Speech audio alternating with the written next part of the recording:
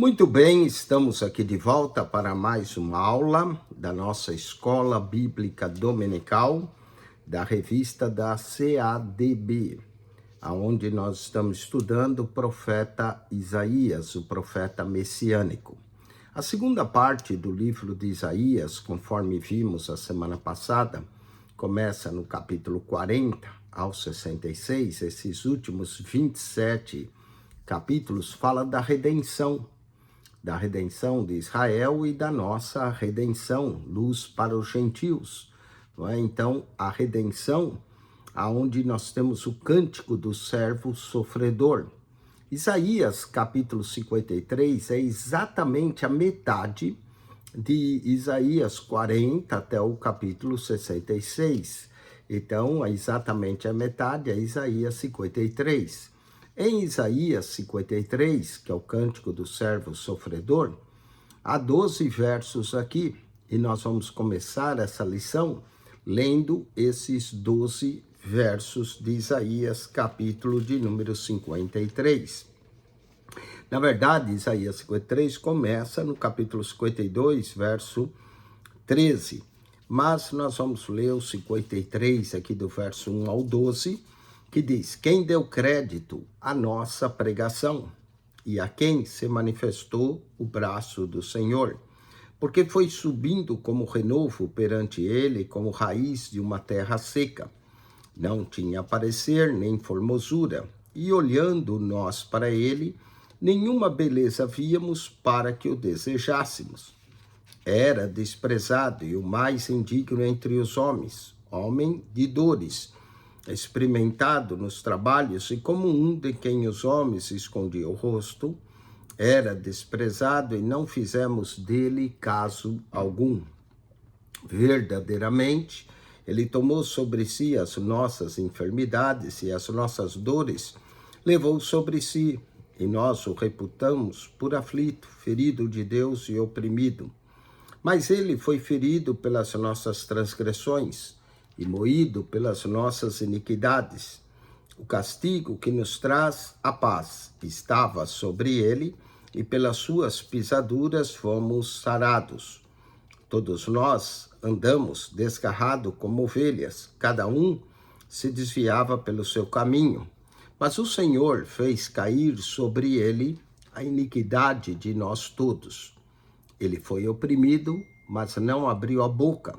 Como um cordeiro foi levado ao matadouro, e como a ovelha muda perante os tosqueadores, ele não abriu a boca. Da opressão e do juízo foi tirado. E quem contará o tempo da sua vida, porquanto foi cortado da terra dos viventes? E pela transgressão do meu povo foi ele atingido.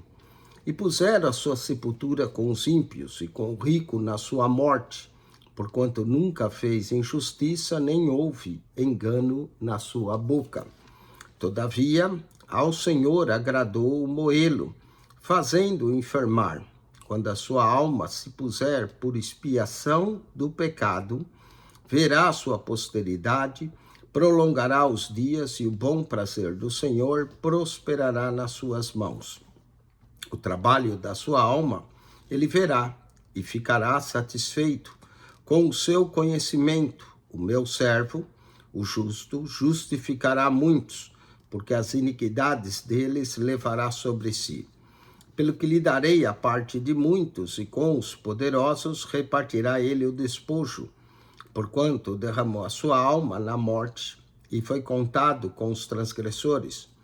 Mas ele levou sobre si o pecado de muitos, e pelos transgressores intercedeu. Que versos maravilhosos desse cântico do servo sofredor. Isaías, capítulo 53, verso 1 ao 12. O tema do nosso estudo, Isaías 53, é: ele levou sobre si o nosso pecado. O texto áureo é Isaías 53, 12, onde lemos: por isso eu lhe darei muitos com a sua parte, com os poderosos repartirá ele o despojo. Porquanto derramou a sua alma na morte, foi contados com os transgressores, contudo levou sobre si o pecado de muitos, e pelos transgressores intercedeu. A verdade prática é que Jesus veio como a oferta perfeita diante de Deus, suficiente para perdoar pecado e salvar todos aqueles que nele creem. Nessa lição, nós vamos tratar de 3 pontos. Nós vamos falar da rejeição do Messias, quem creu na nossa pregação. Sua aparência sem formosura era desprezado, a rejeição do Messias. O ponto 2, trataremos do sofrimento e a morte do Messias. Isaías 53, do verso 4 ao 10. Tomou sobre si os nossos pecados, o castigo que nos traz a paz estava sobre ele, e pelas suas pisaduras fomos sarados. A situação humana também do Messias. E finalmente, do verso 10 ao 12, nós falaremos da alegria do Messias, o propósito cumprido, verá o seu fruto do seu trabalho e ficará satisfeito, e a vitória final do Messias. E finalmente terminaremos com uma aplicação pessoal à nossa vida acerca dessa lição. Começando então a introdução. Isaías capítulo 53 é sim uma das passagens mais impressionantes da Bíblia. Trata-se de uma profecia que retrata 700 anos antes de Cristo e que aqui descreve detalhadamente a crucificação, o estado físico de Cristo, a ovelha muda do Cordeiro de Deus que tira o pecado do mundo. E de forma como Isaías descreve isso, é como se ele estivesse tendo uma visão, presenciando cada cena. É como se o texto tivesse sido escrito após a crucificação de Jesus, mas foi escrito, na verdade, 700 anos antes da crucificação. Vamos começar com o verso 1, a rejeição do Messias. Verso 1 diz: quem deu crédito à nossa pregação e a quem se manifestou o braço do Senhor. O que se vê nessa descrição textual é que o servo sofredor seria rejeitado e desprezado. Olhando o início desse capítulo, que na verdade começa no 52:13, lemos: eis que o meu servo operará com prudência, será engrandecido, elevado e muito sublime. Aqui fala, finalmente, quando ele aparece. E depois, quem deu crédito, como nós podemos ver, esse é o servo sofredor, que seria rejeitado e desprezado. O termo pregação, shem, yah, no contexto, enfatiza categoricamente essa rejeição, quem creu em nossa pregação. A interferência divina, ou a inferência divina expressa pelo braço do Senhor estendido, é uma frase sempre usada quando se trata da sua intervenção divina. Em relação às prestezas humanas, é como se Deus estendesse os seus braços para a humanidade. Sobretudo quando Deus livra o seu povo e pune os seus inimigos. Aqui se vislumbra a pessoa e os sofrimentos, a humilhação e a exaltação detalhadas na descrição da morte desse servo sofredor pela humanidade. Não encontramos em nenhuma outra parte do Antigo Testamento uma profecia tão clara quanto a de Isaías 53, que descreve o sofrimento desse servo sofredor e, em seguida, a entrada dele na glória. Trata-se de um proto-evangelho ainda em formação. Por isso que consideram que Isaías é o 5º evangelho. Isso é da pré-existência dessa mensagem salvífica que vem em relação aos verdadeiros pecadores e desprezarão a notícia da salvação vindo através do Filho de Deus. Ontem alguém me perguntou qual é o maior pecado da humanidade. E o maior pecado é exatamente esse, é desprezar a salvação que nos é oferecida gratuitamente em Cristo Jesus. Os homens escolhem seus próprios caminhos em vez de se voltar para o Salvador. Por isso que era desprezado e o mais indigno entre homens, homens de dores, experimentado no trabalho, e como um de quem os homens escondiam o rosto, era desprezado, e não fizemos dele caso algum. O verso 2 também descreve sem aparência e formosura, não é? Verso 2 diz, porque foi subindo como renovo perante ele, como raiz de uma terra seca. Uma raiz de uma terra seca não é muito bonita de se ver. Não tinha aparecer, nem formosura, e olhando nós para ele, nenhuma beleza víamos para que o desejássemos. Muitos usam esse verso e diz que Cristo não era uma pessoa formosa. Eu, particularmente, não creio nisso. Eu creio que quando ele estava indo para a cruz, depois de tanto apanhar, sim, ele não mostra formosura nenhuma. Isaías está dizendo as características do Messias aqui, muitos interpretam como de um judeu comum, sem parecer, não havendo nada de espetacular em sua aparência. Esta formosura do hebraico hadar, literalmente majestade ou resplendor, fala que o servo sofredor não resplandeceria a figura física da sua majestade. O profeta ainda acrescenta que o Messias seria experimentado nos trabalhos, verso 3. E Jesus, de fato, executou serviços profissionais como carpinteiro enquanto esteve no mundo. Marcos, capítulo 6, verso 3, o descreve como carpinteiro, uma profissão que ele herdou do seu pai José. Jesus tinha todas as características de um judeu comum, tanto que para distingui-lo dos demais apóstolos, Judas teve que beijar para identificar perante os seus opositores. Mateus, capítulo 26, verso 48, beijo da traição. O texto, é claro, quando fala, indica que esse servo sofredor fosse realmente deformado, foi feio, antipático e, ainda de tudo, foi incisivo naquilo que ele fez, não é? E o que o texto narra é que os espectadores humanos estavam cegos para a sua beleza. E olhando nós para ele, não foi visto beleza alguma. Vamos à parte do verso de número 3. Era desprezado e o mais rejeitado entre os homens, homem de dores, e que sabe que é alguém que padeceu como um homem que esconde o rosto, era desprezado e dele não fizemos caso algum. A rejeição humana aqui nos sugere um confronto entre o ideal do Messias que eles tinham e o verdadeiro Cristo. Por isso que os judeus tiveram dificuldade em crer nele.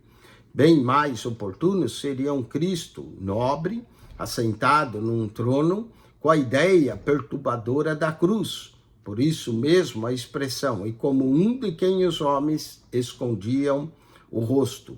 O único espetáculo que esse servo teria a oferecer seria da sua peregrinação, sofrimento que ele tinha a passar, sua morte, seu parecer estava desfigurado, e assim caminha em direção da consumação do propósito de Deus para a sua porção reservada desde a eternidade. Efésios capítulo 1, verso 4, que ele foi desde a fundação do mundo. A esperança de um Messias político, que era esperado pelos judeus, manifestado com toda a pompa, não se harmoniza com a ideia daquela manifestação messiânica de um servo sofredor. Ao invés de tudo isso, ele cresce como uma planta silenciosa. Nada de glória, nenhuma se poderia encontrar nele, pois resplandece apenas a figura de uma pessoa humilde, penosa, experimentada nos trabalhos, que se tornou pecado por nós.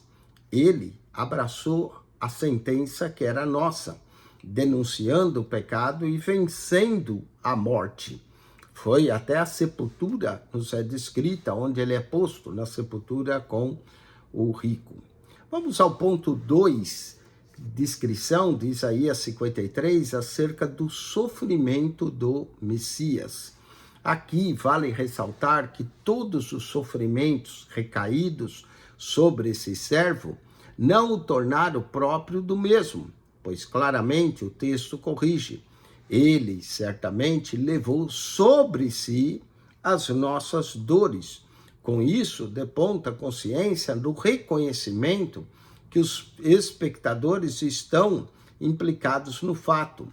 Foi a nossa vil condição que submeteu ele a esse sofrimento todo. Foi manifestado ao mundo e já foi decretado a sua sentença. Ele sofre em nosso lugar. Ele assume uma culpa que não é dele, que é nossa. Ele sofre as nossas deformidades. Olha o verso 4, como ele toma sobre si os nossos pecados. Diz assim: verdadeiramente ele tomou sobre si as nossas enfermidades e as nossas dores levou sobre si, nós o reputamos por aflito, ferido de Deus e oprimido. Foi por nossos pecados e em nosso lugar que Jesus sofreu. Podemos também ver o texto do apóstolo Paulo em sua primeira carta, capítulo 15 de Coríntios, versículo de número 3 e 4, onde lemos o evangelho que o apóstolo anunciava. Ele diz: porque primeiramente vos entreguei o que também recebi, que Cristo morreu por nossos pecados segundo as Escrituras, e que foi sepultado e que ressuscitou ao terceiro dia segundo as Escrituras. Esse era o evangelho que Paulo pregava, e esse é o evangelho que salva. Cristo morreu pelos nossos pecados e ressuscitou para nos dar a vida.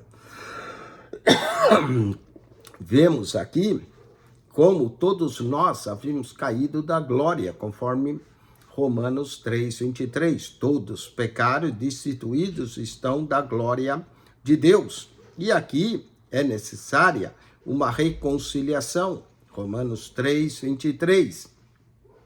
E agora, por meio dos seus passos, temos aqui um caminho livre, sem impedimento algum, dando-nos acesso à salvação de Deus, seu sofrimento injusto por nossos pecados, que foi caído sobre ele e que culmina numa morte sacrificial, como de um cordeiro mudo que vai para o matadouro. Essa morte sacrificial, haja vista a sua inocência, faz parte do plano divino da nossa salvação. Ele é o Redentor vicário, que possuiu nossas feridas, pois o texto enfatiza, e pelas nossas feridas, as feridas que ele recebeu, que não eram dele, eram nossas, estavam nele. E pelos transgressores, ele intercede. Essas enfermidades simbolizam o dom do sacrifício. Aqui se considera que a nossa enfermidade é uma epidemia da alma e não apenas do corpo. Ele é tido como ferido de Deus. O profeta Isaías ainda mostra que esse servo sofredor traz características humanas ímpares, aflito, ferido e oprimido. Na verdade, as características são do nosso jugo humano. Mateus capítulo 11, verso 28 a 30. Vinde a mim, todos vós que estáis cansados e oprimidos, e eu vos aliviarei. A expressão que ele foi transpassado, furado, causa-nos o sentido da crucificação, que transpassaram-lhe as mãos e os pés. João 19:17. Assim, ele foi ferido e transpassado pelas nossas transgressões. Palavra essa que possui a derivação da raiz rebelar-se e expõe a ideia de um resistir ou insere uma resistência exponencial à soberania divina. Essa resistência vinha da nossa parte, mas ele então é transpassado por nós. Falemos agora do verso 5, castigo que nos traz a paz. Verso de número 5 de Isaías diz: mas ele foi transpassado pelas nossas transgressões e moído pelas nossas iniquidades. O castigo que nos traz a paz estava sobre ele, e pelas suas pisaduras fomos sarados. Olha só as características que nos apresenta aqui em Isaías 53. Desprezado, ferido, aflito, oprimido, moído pelas nossas transgressões. Transpassado, todas essas palavras vaticinam que Cristo cumpriu plenamente o sacrifício de nossas transgressões. A expressão bíblica, o castigo que nos traz a paz, estava sobre ele, diz que ninguém o colocou em nosso lugar. Ele mesmo se prontificou. Ele se submeteu à morte e foi obediente até a morte e morte de cruz. Filipenses 2, verso 8. A crueldade do seu sofrimento, o sacrifício que foi expresso, o tamanho descomunal de nossos pecados, foi tudo colocado sobre ele. Isaías nos apresenta esse Cristo como um servo humilde, sofredor, sem deixar de exaltá-lo também como Senhor e servo. Ele nos substituiu sacrificialmente, primeiro como sendo rejeitado, depois como sendo sofredor, substituto, verso 4 a 6, e por fim é comparado a uma ovelha muda que vai para o matadouro, como um cordeiro expiatório, verso 7 a 9. Assim, seu sacrifício é completo, é indubitavelmente em favor dos outros. Vamos à situação humana. Olha só como nós andávamos. Isaías, capítulo 53, verso 6. A vossa revista marca 55, mas está incorreta. 53, verso 6. Diz, todos nós andávamos desgarrados como ovelhas. Essa era a nossa condição. Cada um se desviava pelo seu caminho. Mas o Senhor fez cair sobre ele a iniquidade de nós todos. Vê que ele é o sacrifício perfeito pela nossa iniquidade. A nossa situação humana era tal como ovelhas que andavam desgarradas, totalmente incapazes de se proteger, inertes quanto ao perigo do pecado e sendo facilmente presa dos lobos cruéis quando atacadas. Enfim, uma ovelha perdida, sem pastor, cada um de nós seguia o seu próprio caminho, ou seja, a nossa razão, e não atentávamos para Deus, nem o procurávamos. De todas as denúncias feitas pelo profeta Isaías nesse cântico, a que mais se mantém em todo o decorrer do livro é que a situação humana era de total cegueira, de alienação de Deus, sendo possível o acesso à única visão pelo meio divino, conforme a visão de Isaías, no capítulo 6, do verso 1 ao 6. Dessa forma, nós andávamos desgarrados, presos em nossas obstinações, seguindo o nosso próprio caminho. Porém, o Senhor, Deus, lançou as nossas iniquidades sobre ele, fazendo dele o nosso substituto. Aquele que não tinha pecado carregou os nossos pecados de uma vez por todas. Ele assumiu nossas dolorosas culpas, tirando-nos do lugar da escravidão e colocando-nos de volta a um estado de libertação. Em suma, ele acabou sendo contado com os transgressores, sendo abandonado por Deus e cumprindo toda a lei de Deus. Como servo sofredor, Cristo não abriu a sua boca em sua própria defesa. Ele não abriu a boca nem diante de Caifás, nem diante de Pilatos, nem diante de Herodes, nem novamente diante de Pilatos. Foi sentenciado judicialmente, resultando assim num juízo opressor. Isaías, capítulo de número 53, verso 8. E a sepultura? Ainda fala da sepultura.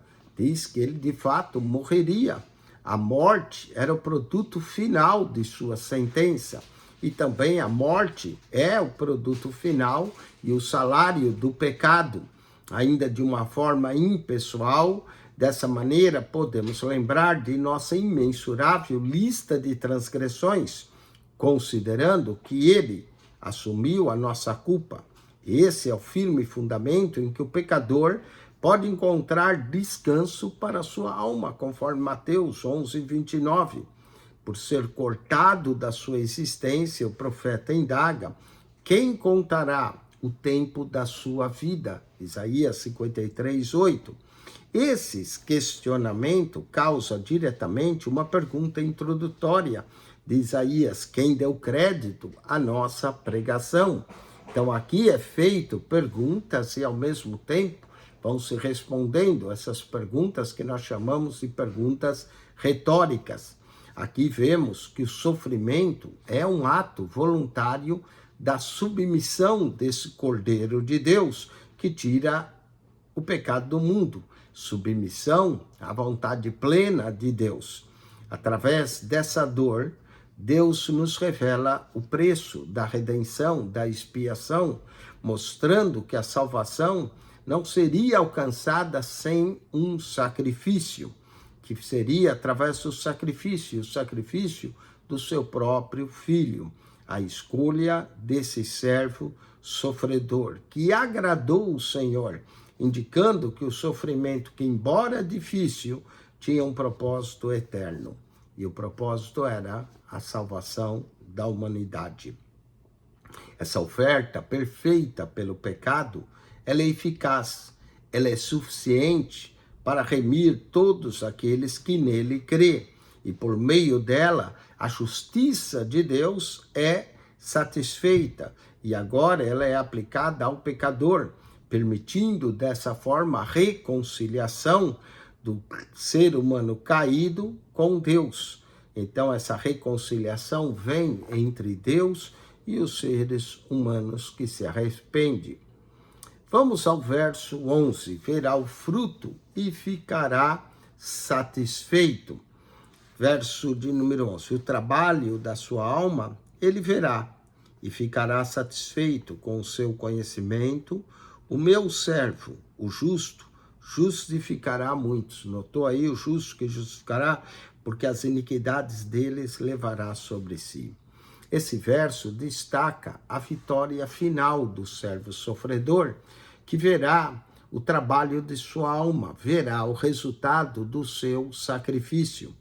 A alma do servo que passou por um intenso sofrimento terá um fruto indicando que o sofrimento dele não foi em vão, mas que gerou uma colheita abundantemente.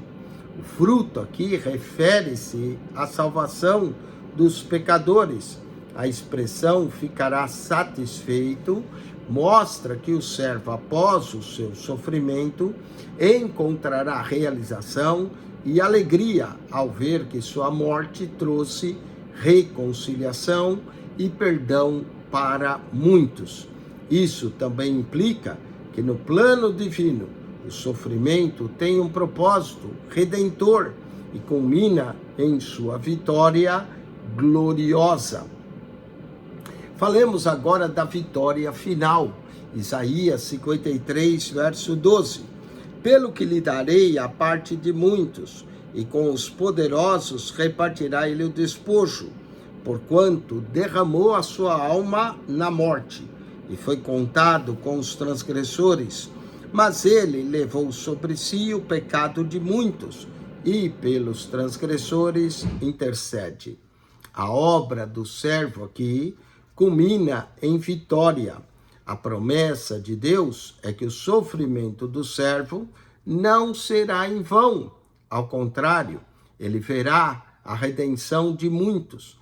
A semente que cai na terra e brota vai gerar frutos. A semente que brotará do seu sacrifício é a salvação de muitos. A recompensa de sua obediência garante por meio de sua morte a salvação que nos é oferecida.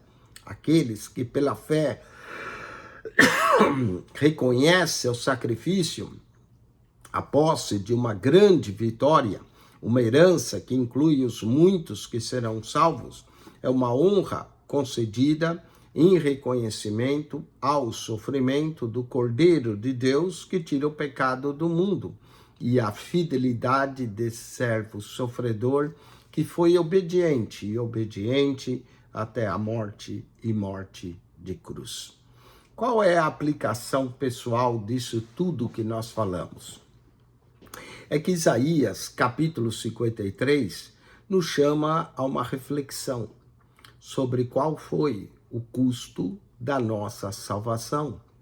Qual é a profundidade do amor de Deus? A Bíblia declara em Romanos 5,8 que Deus prova o seu amor para conosco pelo fato de ter Cristo morrido por nós, sendo nós ainda pecadores. Também João 3,16 diz, porque Deus amou o mundo de tal maneira que deu o seu Filho unigênito. Foi o amor de Deus, e é esse amor que nos constrange. Nós o amamos porque ele nos amou primeiro. Esse amor nos desafia a viver em gratidão e a buscar a santidade e procurar viver de tal forma que o agrade. A essa resposta desse amor imenso, que o que pregou Jesus na cruz não foram os pregos, mas foi o amor com que ele nos amou. Vamos a algumas perguntas para reforçar o que estudamos aqui. Isaías capítulo 53, talvez um dos capítulos centrais do profeta, pelo menos está bem no meio dessa segunda parte, entre Isaías 40 e 66, o capítulo 53 é exatamente o meio. O que Isaías destaca sobre a rejeição do servo sofredor? O que Isaías destaca é que ele era desprezado, que nós não víamos beleza, formosura nele para que o desejássemos. E da mesma forma, muitas vezes nós somos desprezados, então ele levou até o nosso desprezo, afronta, ele levou naquela cruz. Segundo, como Isaías descreve a aparência do servo sofredor? A aparência desse servo sofredor é que ele não tinha formosura, nem parecer, e olhando nós para ele, nenhuma beleza víamos para que o desejássemos. A interpretação aqui do autor dessa revista é o fato que ele se parecia com alguém comum, né? Outros dizem que essa falta de formosura e beleza tem a ver com o momento em que ele está indo para a cruz, sofrendo, já apanhou a noite toda, foi esbofeteado, tudo isso tirou-lhe a formosura e o parecer. Terceiro, o que o servo sofredor veria após seu penoso trabalho? O que ele veria? Ele ficaria satisfeito, né? O trabalho da sua alma, verso 11, ele verá e ficará satisfeito com o resultado, satisfeito com a obra da salvação, que é consumada através do seu sacrifício. Bom, espero que você tenha gostado dessa lição. Semana que vem nós vamos estudar a lição 10 e vamos abordar Isaías capítulo 55. Aqui nós temos a obra da salvação no 53 e no capítulo 55 nós vamos ter o convite à salvação. Ó, vinde, bebei das águas, não é? Então vamos ter esse convite para que nós recebamos essa salvação, que é um convite alegre para a salvação. Não perca, semana que vem, Isaías 55, leia Isaías 55, estude ele e participe. Estamos estudando o profeta Isaías, o profeta messiânico. Acione o nosso canal no YouTube, PR Eugênio Piacentini, o canal da Bíblia. PR Eugênio Piacentini, o canal da Bíblia. Toda semana nós trazemos aqui 5 escolas dominicais diferentes, 5 escolas. Estamos estudando a revista CPAD, que fala da defesa da fé. Caso que você é aluno dessa e queira ver o assunto, entre lá. Estamos estudando a revista da Betel, onde na revista da editora Betel estamos falando do movimento pentecostal. Estamos estudando essa revista, esse trimestre CADB, onde estamos falando do profeta Isaías, mas nós temos também a revista da Central Gospel, onde o assunto é tipologia bíblica. Não perca, uma aula excelente, mostrando como os tipos, pessoas, aponta para o Cristo, não é? E é uma forma interessante de entender o Antigo Testamento. E temos também a revista Cone Madeb, que é onde o pastor Gilmar Santos é o presidente da Assembleia de Deus Cristo para Todos, e ali estamos estudando a identidade da nova criatura, a identidade da nova criatura, a nossa nova identidade em Cristo Jesus. Estude, aprenda. A Escola Bíblica Dominical é a maior escola teológica do mundo, porque nela você estuda, nunca se forma, está sempre aprendendo, porque a palavra de Deus é uma fonte inesgotável de aprendizado. Entre no nosso canal PR Eugênio Piacentini. Ao entrar, clique naquela foto redonda, vai aparecer um menu, clique no playlist, ali no playlist você vai encontrar um total de 252 pastas com mais de 7.580 vídeos para você. PR Eugênio Piacentini, o seu canal da Bíblia. Entre lá, aprenda, divulgue esse canal, fale para as pessoas que você conhece, para que elas assinem, e coloque lá um sinal de joinha, faça um comentário, porque tudo isso ajuda o algoritmo do canal do YouTube entender que esse material que nós estamos pondo aqui é relevante. E isso faz com que o canal possa divulgar mais o nosso trabalho, possa divulgar mais esses estudos que vai abençoar, eu creio que centenas, milhares de vidas que acionarem o nosso canal. PR Eugênio Piacentini, o canal da Bíblia. PR Eugênio Piacentini, o canal da Bíblia. Se é pastor, divulgue para os membros da sua igreja. Deus te abençoe em Cristo Jesus. Amém e amém.